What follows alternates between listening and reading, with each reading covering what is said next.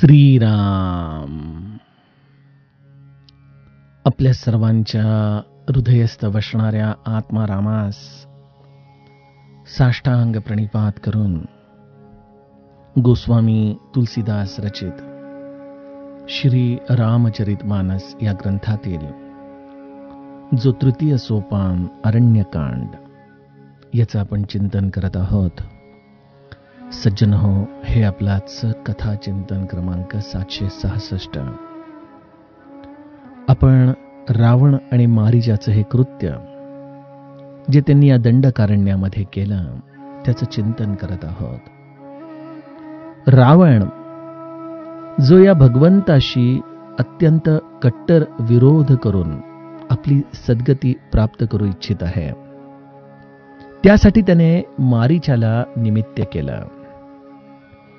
मारीचाने विवेकाने रावणाला समजून सांगण्याचा प्रयत्न केला, परंतु त्याला लक्षात आलं की रावणाला समजवणं हे व्यर्थ आहे.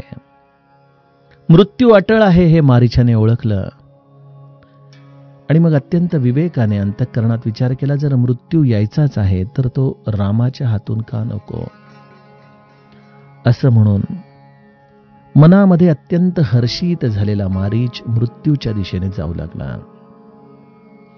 दंडकारण्याच्या नजीक येताच या मारीचाने कपटाने हरणाचं शरीर धारण केलं. तो हरिण जे मनाला अत्यंत मोहित करणारं होतं. गोस्वामीजी या हरणाचं वर्णन करताना अत्यंत सुंदर असं त्याच्या त्वचेचं, त्यावरती असलेल्या मोत्यांसारख्या या सुंदर मण्यांचं वर्णन आपल्या समोर ठेवतात. अति विचित्र कछु बरनी न जाई, कनक देह मनी रचित बनाई. सीताजींचं मन त्या हरणाकडं आत्कृष्ट होतं आणि त्या स्वामींना विनंती करतात की मला या हरणाचं कातड आणून द्या. या भूमिकेमागच गुणमयी सीता कशा पद्धतीने आपल्याला सापडते ही खरं तर मूळ माया, परंतु या गुणांच्या आधाराने व्याप्त झाल्यानंतर या हरणावरती कशा पद्धतीने आसक्त होते त्याचं विश्लेषण आपण काल दासबोधाच्या आधाराने पाहिलं. प्रभू रामचंद्रांनी सीताजींचा मनातला हक्क ओळखला आणि त्याचबरोबर राक्षसांचा निपात करण्याचं जे प्रयोजन प्रभूंनी घेतलं होतं त्याची ही सुरुवात होती. प्रभूंनी सीताजींच्याकडे एकदा पाहिलं आणि आपला धनुष्य सजवून ते हरणाच्या मागे धावू लागले. इथून पुढील कथाभाग गोस्वामीजी आजच्या चौपायांमधून गातायत. खलबधी तुरत फिरे रघुबीरा, सोह चाप कर कटी तुनीरा.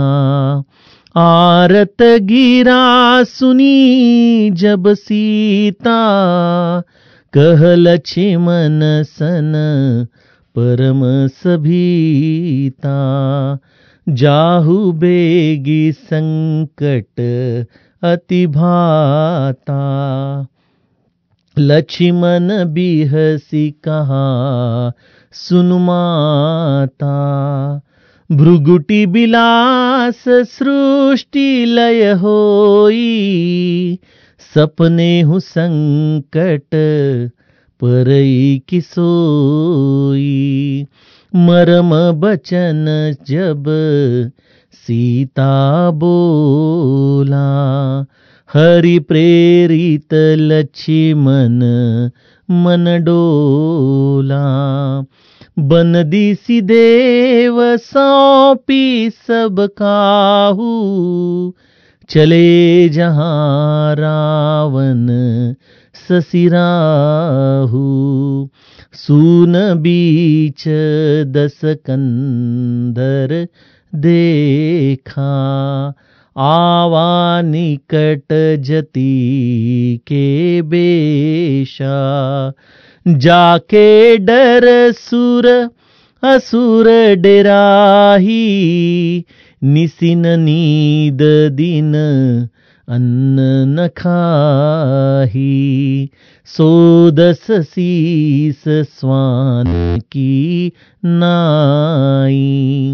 इत उत चितई चला भडियाई, इमी कुपंथ पग देत खगेसा, रहन तेज तन बुद्धि बललेसा।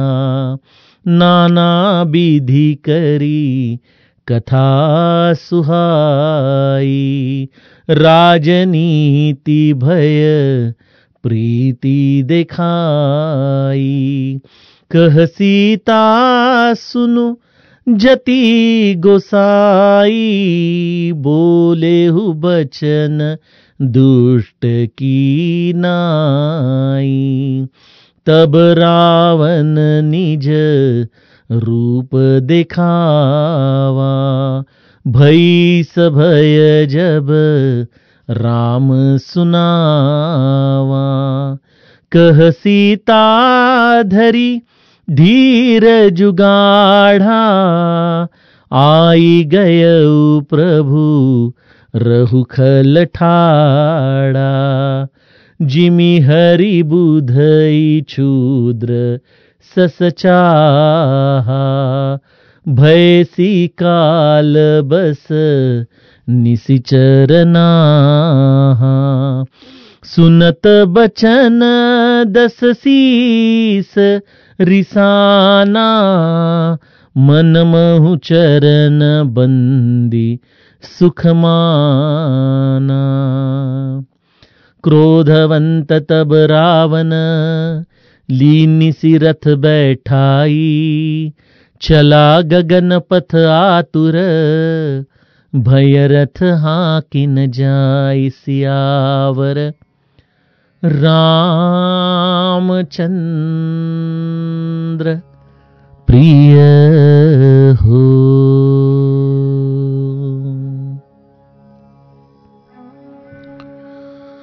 सज्जनो, कालच्या दोह्यामधल्या आपल्या उर्वरित चौपाया आणि पुढील दोह्याला देखील थोडासा स्पर्श व्हावा या दृष्टीने त्याचं गायन, असं आपल्या आजच्या कथेचं एकंदर होणारं हे वहन. आपण कालच्या टप्प्यामध्ये बघितलं की जेव्हा सीताजींनी प्रभू रामचंद्रांना विनंती केलेली आहे की मला या हरणाचं कातडं आणून द्या, त्यावेळेला प्रभू रामचंद्र देवतांचं कार्य सिद्ध करण्यासाठी हे मृग म्हणजे खऱ्या अर्थाने कपटाने धारण केलेला हा मारीच, हे सर्व काही जाणूनही प्रभू रामचंद्र कमरेला दुपट्टा कसून हातामध्ये धनुष्य घेऊन या वनामध्ये जायला निघालेले आहेत. जाताना त्यांनी लक्ष्मणाला सांगितलं की लक्ष्मणा, वनामध्ये खूप राक्षस फिरतायत आणि त्यामुळं तू कुठल्याही परिस्थितीत सीताजींचं रक्षण कर आणि त्यासाठी बुद्धी आणि विवेकाच्या आधाराने तू राहा. बघा सज्जनो, या तिन्ही व्यक्तिरेखांमध्ये आपल्याला आता प्रत्येकाचं वागणं हे वेगळ्या पद्धतीने दिसेल. बघा, काल मी आपणास सीताजींची भूमिका सांगितली की सीताजी या गुणमाया रूपातल्या आहेत आणि त्यामुळं त्या हरणावरती आत्कृष्ट झाल्या. त्याला मारून त्याचं कातडं घेण्या इतपत त्यांच्या मनामध्ये इच्छा निर्माण झाली आणि प्रत्यक्ष परमात्मा शेजारी असताना देखील त्याच्या वियोगामध्ये आपल्यावरती एका मोठ्या संकटामध्ये सीताजी आता स्वतःवरती ओढवून घेणार आहेत. त्यामागे सीताजींची भूमिका आपण बघितली की ती गुणमाया आहे. परंतु प्रभू रामचंद्रांचं काय, ते तर प्रत्यक्ष परमात्मा आहेत. त्यांनी आपल्या सीतांना कस काय एकटं सोडलं असा प्रश्न देखील आपल्या समोर येतो.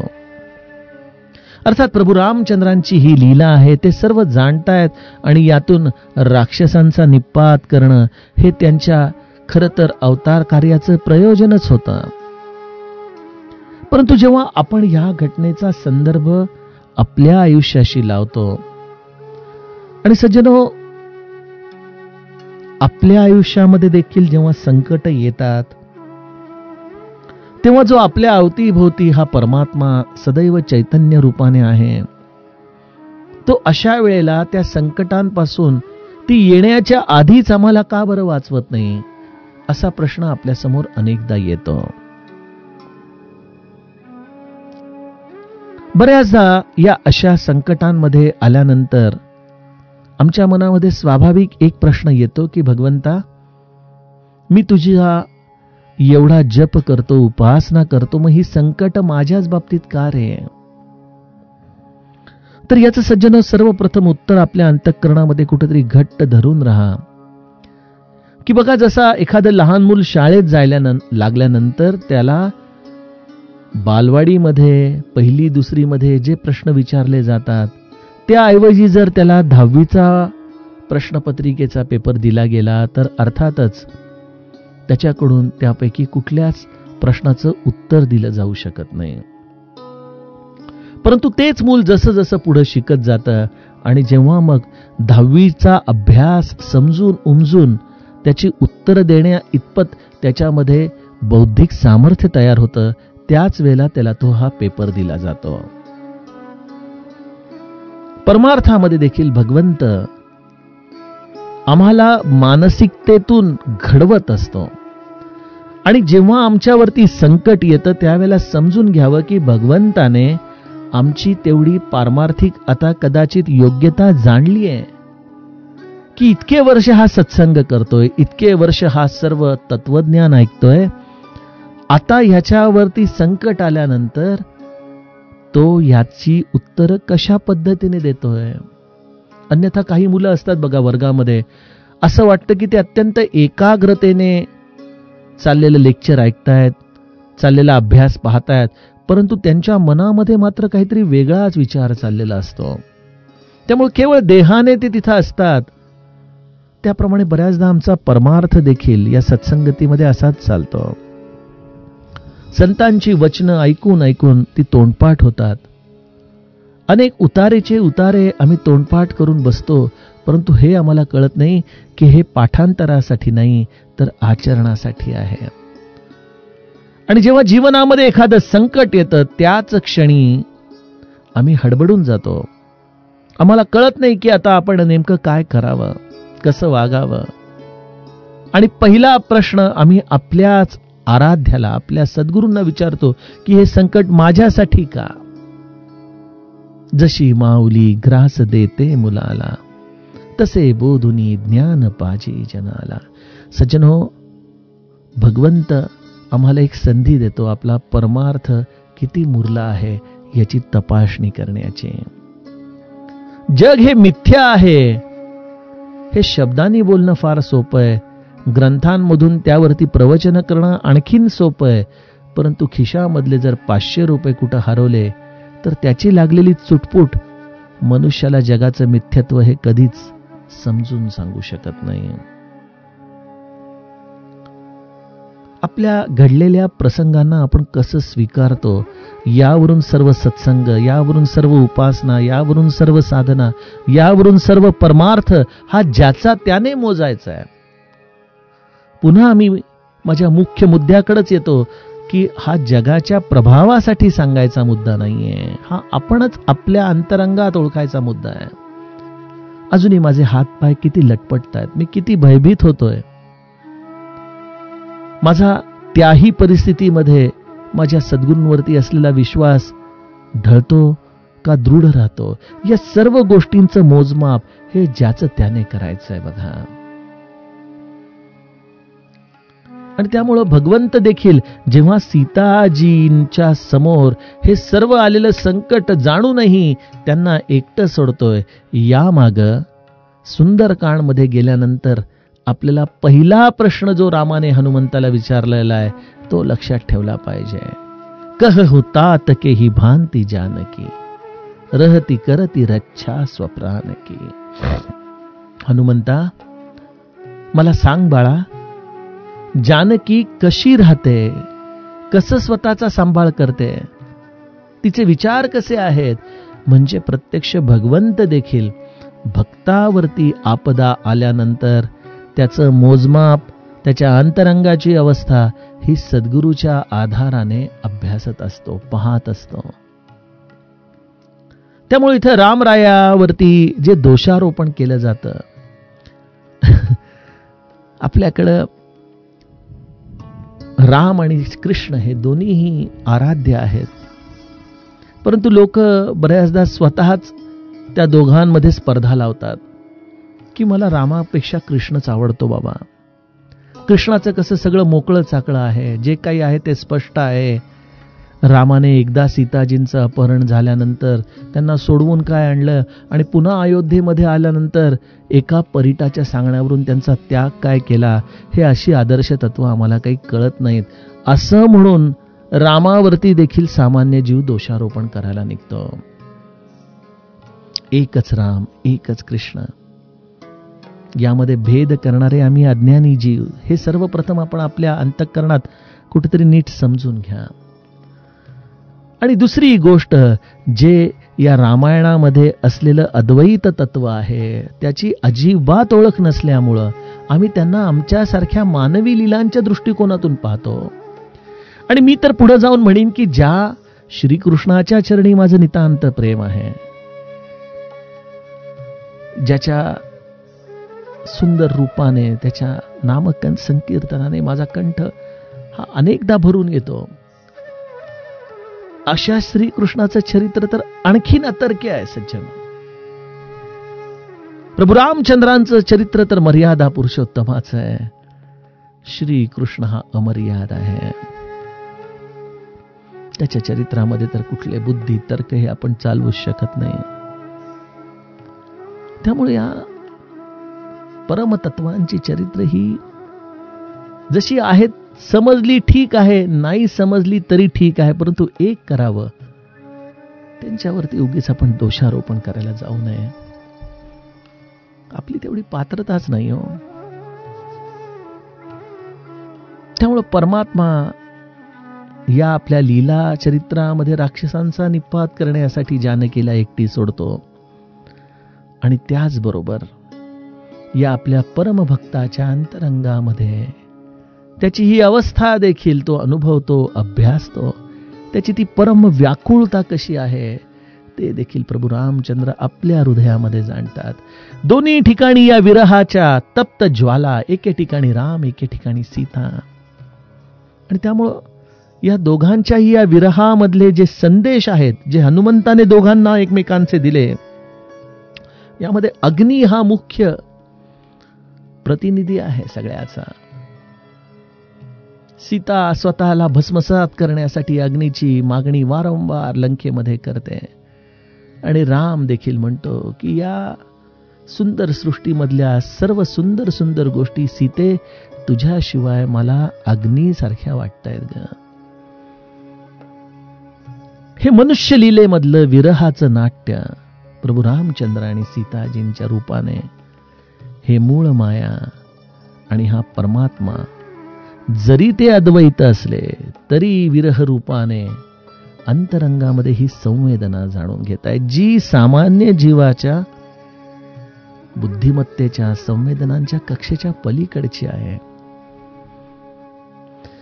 त्यामुळे जसं समर्थ म्हणतात की दुरुनी माझा नमस्कारो, तसं आपण या मायातीत असलेल्या तत्वांचं चिंतन लांबूनच करावं. परंतु कुठल्याही परिस्थितीमध्ये हा वाचा अपराध करू नये, हा मानसिक अपराध करू नये. असो प्रभू रामचंद्र सीताजींच्या विनंतीनुसार निगम नेती शिव ध्यान न पावा, माया मुर्ग पाछे सो धावा. प्रभू रामचंद्र हरणाची शिकार करण्यासाठी त्याच्या मागे धावू लागतात. गोस्वामीजी अप्रतिम शब्दामध्ये लिहितात, निगम नेती शिव ध्यान न पावा. वेद ज्याच्या संबंधी नेती नेती म्हणून थांबतो आणि ज्याचं ध्यान प्रत्यक्ष महादेवाला देखील पकडता येऊ शकत नाही, जे मन आणि वाणीच्या पलीकडे आहे, असं हे परमतत्व या हरणाच्या मागे धावू लागलेलं आहे.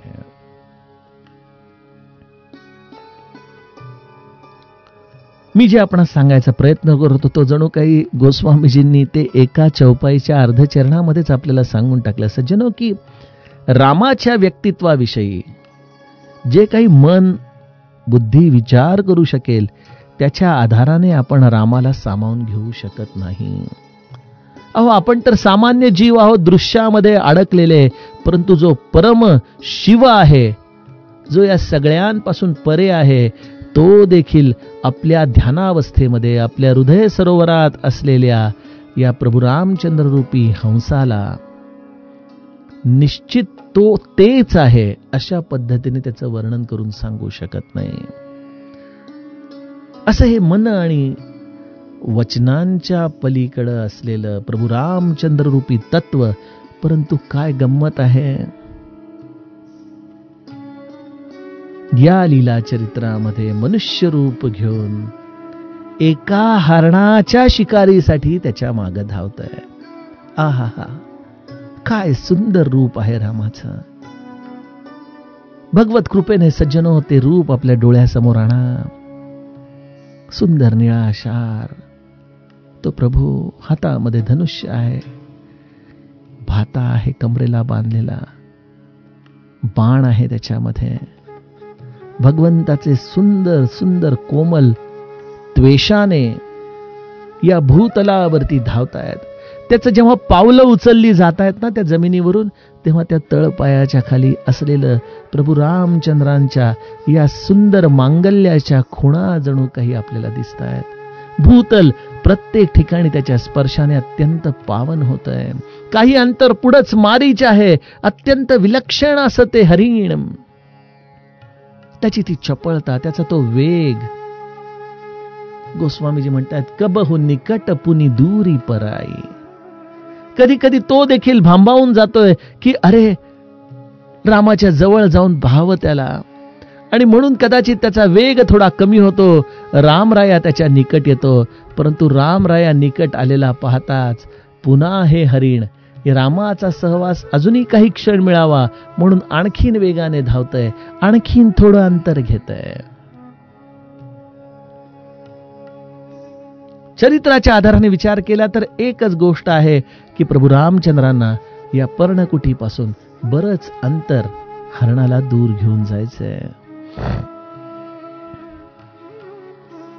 प्रभू रामचंद्र वेगाने त्या हरणाच्या मागे धावतायत. कबहू क प्रगटई कबहू छपाई. कधी कधी पळताना अचानक ते हरिण अदृश्य होऊन जात आहे. प्रभू रामचंद्र क्षणभर थांबतायत, बघतायत, आणि तोपर्यंत पुन्हा ते हरिण प्रगटतंय, पुन्हा त्यांच्या अवतीभोवती बागडू लागतंय. प्रभू रामचंद्र पुन्हा त्याच्या मागे धावू लागतायत. अशा प्रकारे ते कधी प्रगट कधी लपतंय, आणि बरेच कपट करून बराच वेळ प्रभू रामचंद्रांच्या अवतीभोवती हे कपटयुक्त असलेलं मारीच रूपी हरण खेळतंय. प्रभू रामचंद्राने विचार केला की आता बराच काळ ह्याच्याशी आपण खेळलो, आता तो क्षण आलेला आहे की जेव्हा या कपट रूपी मृगाचं आपण आता वध करायला हवा. तब तकी राम कठीण सर मारा, धरणी परेऊ करी घोर पुकारा. शेवटी प्रभू रामचंद्र जे या मायेचे स्वामी आहेत आणि या मायेच्याच एका अंशाने कपट करणारा हा मृग किती वेळ प्रभू रामचंद्रांना खेळवू शकेल. आणि त्यामुळं या मायापती रामाने शेवटी एक असा बाण मारला जो लागताच या कपटी हरणाने मोठ्याने ओरडून तो जमिनीवरती तो कोसळलेला आहे. परंतु बघा, ओरडताना देखील जे कार्य त्याला साधायचं होतं ते त्याने किती नेमक्या पद्धतीने केलं. बाण लागताच तो जमिनीवरती कोसळतोय, आणि कोसळताना त्याने जोरात लक्ष्मण कर प्रथम ही लई नामा, लक्ष्मणाचं त्याने नाव मोठ्याने घेतलं, आणि तत्पश्चात पाछे सुमिरेसी मन महु रामा, मनातल्या मनामध्ये रामाचं स्मरण केलं. का? तो मुखाने राम ओरडू शकला असता आणि त्याचबरोबर लक्ष्मणाचं देखील स्मरण करू शकला असता.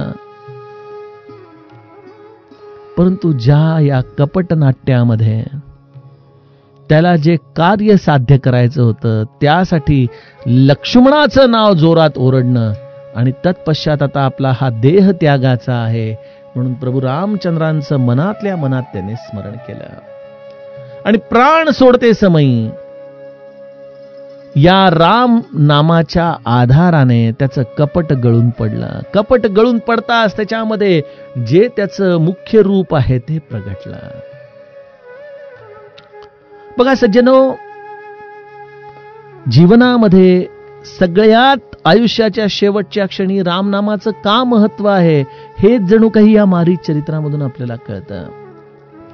मी बऱ्याचदा हे उदाहरण सांगत असतो की जसं आपण एखादं नाटक बघायला गेलो की त्या रंगभूमीवरती जेव्हा नाटक संपायला येतं त्यावेळेला पडदा पडत असताना त्या नाटकामधले सर्व कलाकार हे रंगभूमीवरती येतात, सर्वांना अभिवादन करतात आणि पडदा पडत असतो. मला असं वाटतं की या जीवनाच्या रंगभूमीवरती देखील जेव्हा आपले हे डोळे मिटले जात असतील त्यावेळेला जीवनामध्ये सर्व आसक्तीची गुंतलेली पात्र जणू काही आपल्या डोळ्यासमोर येत असतील. आणि अशा वेळेला या डोळ्याच्या पापण्या मिटत असताना आम्ही जर पुन्हा या आसक्तीच्या पाशांमध्येच गुंतून घेतलो तर त्याप्रमाणे एक नाटक संपलं की पुन्हा दुसऱ्या रंगभूमीवर, पुन्हा तिसऱ्या रंगभूमीवरती हे अंक चालत राहतात. त्याचप्रमाणे आमचं जीवन मृत्यू हे चालत राहणार. मग अशा वेळेला जरी सर्व सगळे सोयरे जवळ असले तरी जो आपला परमप्रीतम आहे, काय शब्द वापरलाय मारीच्याने, परमप्रीतम.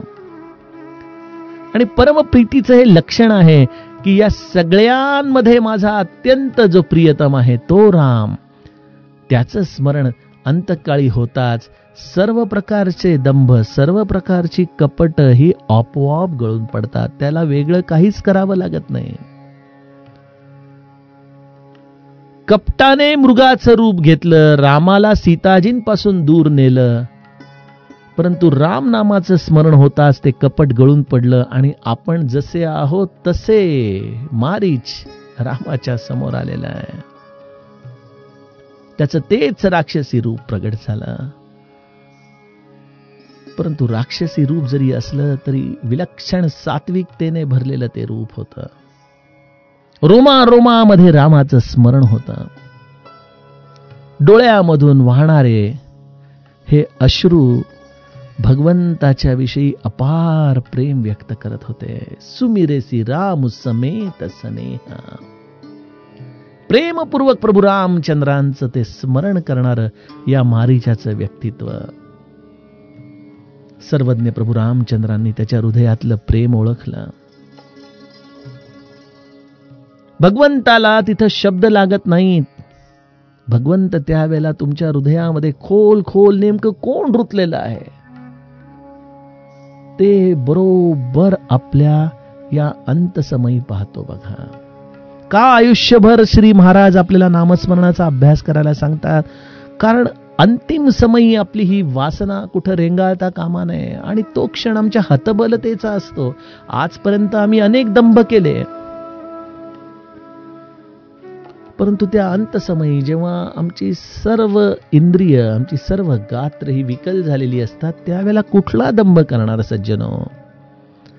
आणि त्यामुळं तुमच्या असहाय्यतेमध्ये तुम्ही जसे आहात तसे भगवंताच्या दृष्टीला पडता आणि भगवंत तुमच्या अंतःकरणातलं हे नेमकं वृत्तीच्या भागाचं विश्लेषण करून तुमची गती ठरवतो. बघा आणि इथं प्रभू रामचंद्रांच्या बाणाने ज्या मारीच्याचा वध झाला, ज्याला हा अंतकाळ भगवंताच्या सन्मुख प्राप्त झाला आणि जो परम वैष्णव आहे जरी राक्षसी रूपामध्ये असला तरी त्याच्या हृदयातलं प्रभू रामचंद्रांनी प्रेम ओळखलं आणि त्यांनी मारीच्याला ती गती दिली जी मुनींनाही अत्यंत दुर्लभ आहे. बघा, जे मुनी प्रभू रामचंद्रांच्या प्राप्तीसाठी आपल्या स्वधर्माचा त्याग करून बऱ्याचदा वनवासामध्ये तपस्वी वेशामध्ये जगत असतात, परंतु मारीचाने इथं भगवंताची पूर्ण कृपा प्राप्त केली, कारण त्याने आपल्या स्वधर्माचा त्याग केला नाही. जी एका राक्षसाकडून अपेक्षा आहे ती अपेक्षा त्याने पूर्ण केली. भगवंताच्या या नाट्यलीलामध्ये मारीचाने एकदा नाही तर दोनदा भगवत सन्मुख होऊन त्याचं दर्शन घेतलं आणि त्यामुळं मारीचाला ती गती प्राप्त झाली. गोस्वामीजी म्हणतात, मुनी दुर्लभ गती दीन ही सुजाना. त्याला अत्यंत परम दुर्लभ असलेली ही गती भगवंताने दिलेली आहे. देवता फुलांचा खूप वर्षाव करतायत. डोळ्यासमोर आणा ते मारीचाचं सुंदर रूप. ते हरिण मृत्युमुखी पडलेलं आहे. मारीच आपल्या मूळ रूपामध्ये तिथं प्रगटलेला आहे. प्रभू रामचंद्रांच्या समोर अत्यंत प्रेमाने प्रणाम करत असलेला मारीच. प्रभू रामचंद्र आपल्या कृपा दृष्टीने त्याला ती परमगती देत आहेत आणि आकाशामधून सुंदर पुष्पांची वृष्टी सर्व देवता करत आहेत. प्रभू रामचंद्रांचं ते गुणगान करत आहेत. देवतांच्या मनामध्ये हाच विचार येतोय की निजपद दीन असुर कहूं दीन बंधु रघुनाथ. प्रभू रामचंद्रजी तर असे दीनबंधू आहेत की ज्यांनी असुराला सुद्धा आपलं परमपद प्रदान केलं. खरोखर स्वर्गातल्या देवता या स्वतःच्याच अंतःकरणामध्ये डोकावून हे वाक्य विचार करतायत की जर राक्षस योनीतल्या देखील जीवाला एवढ्या अधमकर्माच्या पश्चात भगवंताकडून परमपद प्राप्त होत असेल तर आपण तर स्वर्गामधल्या देवता आहोत. आपल्यावरती देखील भगवंत निश्चित कृपा करेल. गरज आहे त्या शरणागतीची, गरज आहे अशा दंभविरहित आचरणाची, गरज आहे मरणाला सन्मुख जाताना अत्यंत आनंदाने समाधानाने जाण्याची. असं हे विलक्षण दिव्य मारीच चरित्र आपण ऐकलं. सज्जनो, मी खरं विचार करत होतो की आज पुढील चौपाया गाऊत आणि थोडंसं त्या दोह्यामधलं देखील चिंतन आपल्या समोर ठेवूत, परंतु आजच्या कथाभागामध्ये एवढंच. आता उद्या आपण दोह्याचं गायन न करता पुढील दोह्याचं चिंतन बघूयात. जानकी जीवन स्मरण जय जय राम.